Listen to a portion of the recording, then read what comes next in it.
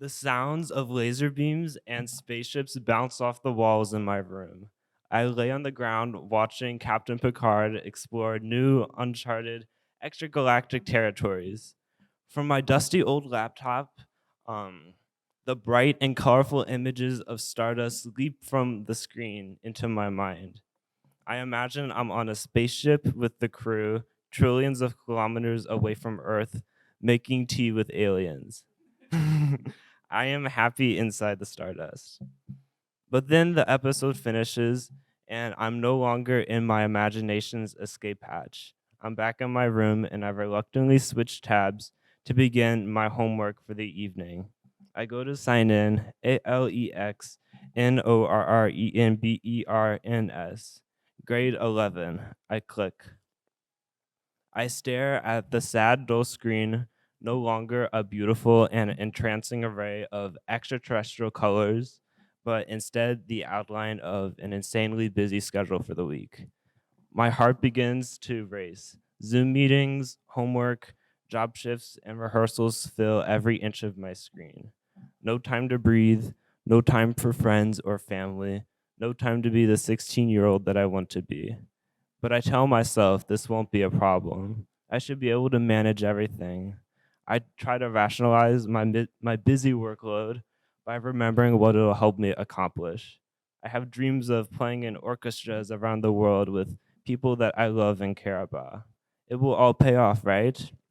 But then rationalization turns to fear. My inability to complete my task not only depresses me, it angers my teachers too. My Gmail account turns into a jump scare as I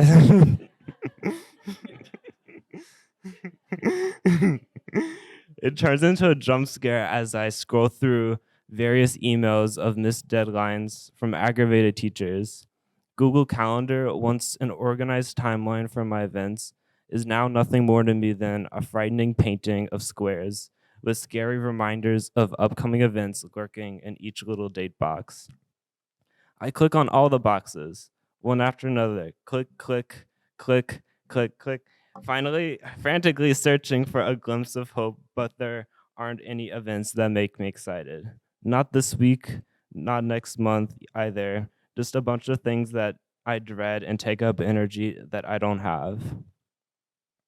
Week after week, I feel the impossibility of completing all of these tasks. For this entire year, my mind has been blinded by fog. It's been there for as long as I can remember, but more prominent as of late. Some days it's just a translucent mist slightly blurring the air.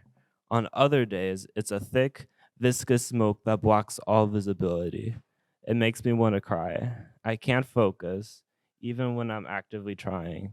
Instead, I'm distracted and by anxious what if scenarios or how depressing my life feels. A voice inside my a, vo- a voice in my head asks, "What's the point in living if I'm constantly dreading everything in my life? If nothing makes me happy anymore?" That voice scares me.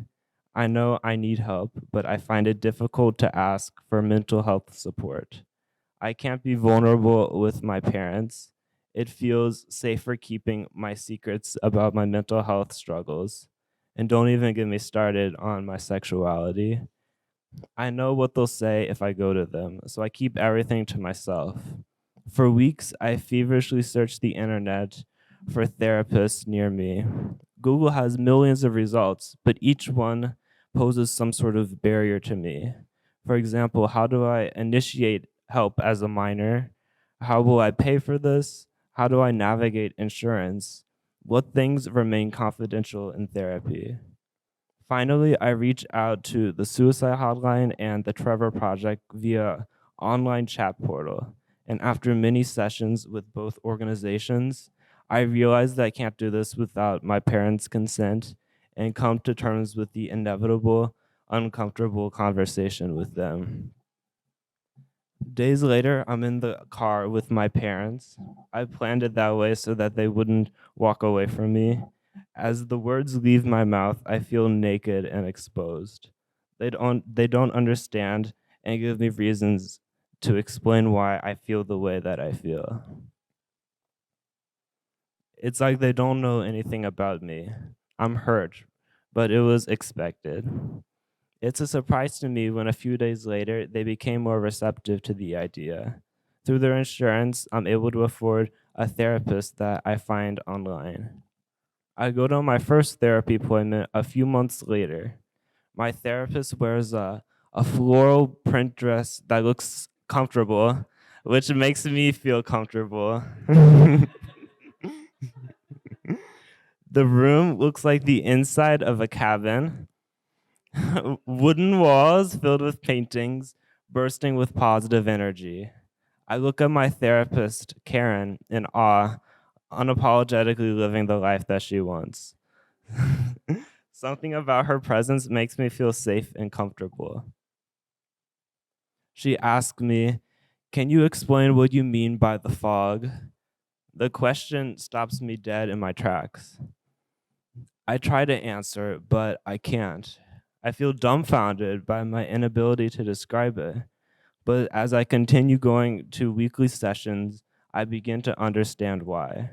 She helps me unpack my thoughts and where they come from. We discover that a lot of my troubles are rooted from underlying depression, anxiety, and ADHD. And she tells me that it would be a good idea to try taking some medicine. I try it and it works. Slowly, for the first time in my life, it makes me feel more balanced. Over the next few weeks, she helps me unpack scary thoughts that question why I should be alive at all. She asks me questions like, where is the evidence for that? Or she offers me small, helpful mantras like, anxiety can make it feel like things are true, but some feelings can be imposters for the truth. These questions and mantras become my new inner dialogue, and they help me to disprove my irrational anxieties through empirical reason and evidence. I begin to realize how important therapy is, so much so that my therapist's impact inspires me to go into a mental health career myself someday. These days, the fog is still there, but now instead of viewing it as a permanent and suffocating smoke, I see it as stardust. Stardust that I'm watching peacefully through the window of a 23rd century Federation class starship. Stardust is inevitable and ever present. It's also variable depending on what I make of it. My stardust can be whatever I make it to be. Thank you.